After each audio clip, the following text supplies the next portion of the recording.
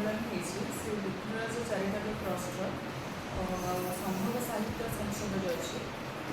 दुईटा आनुकूल्य ही प्रोग्राम हो रज को आम पालन करवा जेहेतु आम सब जगह हो जगह के रज महोत्सव पालन कर गोटे ट्राडिशनल अनुसार गोटे रज महोत्सव पालन कराए आम चाहूँ जे यहाँ मैंने बहुत बड़ धरणा हो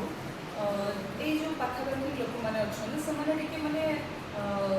उत्साहित हूँ से खुशी करूँ जो 3 दिन आम पालन करुचे से 3 दिन से आसिक घर छाड़ी कम छाड़ी एपटे आसी आम सह जोगाजोग करूँ आम सह रही मजा मस्ती करेंगे ये हूँ आम प्रथम प्रधान कारण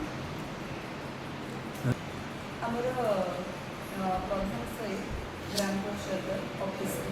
सामने स्टल तो सेमती किसी कहुए कि तथापि समस्त कहुए आमर जिते पिठा पणा अच्छी पान अच्छी से सब स्टल मैंने अनुमानित 30 ରୁ 40 स्टल पड़ार अच्छी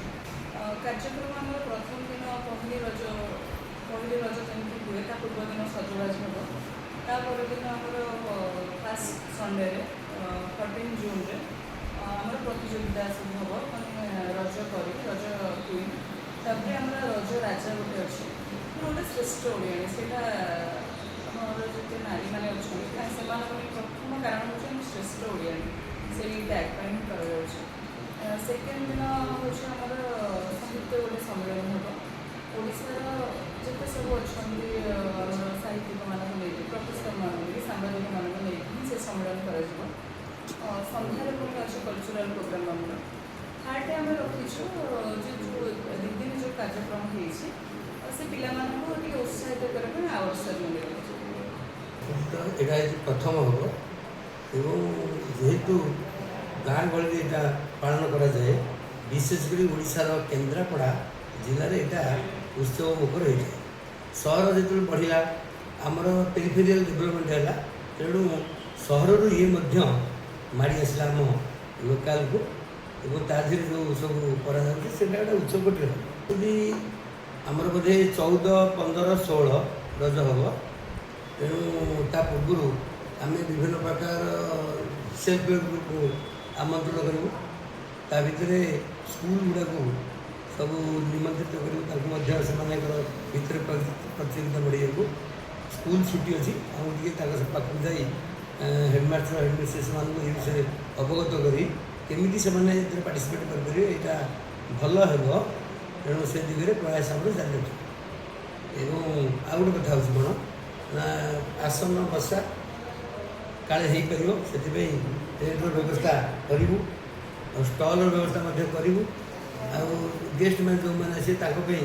आम पंचायत ऑफिस स्वागत कर भल अच्छी सब प्रकार सुविधा ये अच्छी तेणु से आम बाछी ये आम कर अच्छा मुझे श्री विघ्नराज चैरिटेबल ट्रस्ट सभापति भाव कार्य करें आम आशा करूँ जे आगामी दिन में रज को एक उत्सव पालन करने जहाँकि जो जगह आम करुचु से प्रधान साही कार्यालय सरपंच कार्यालय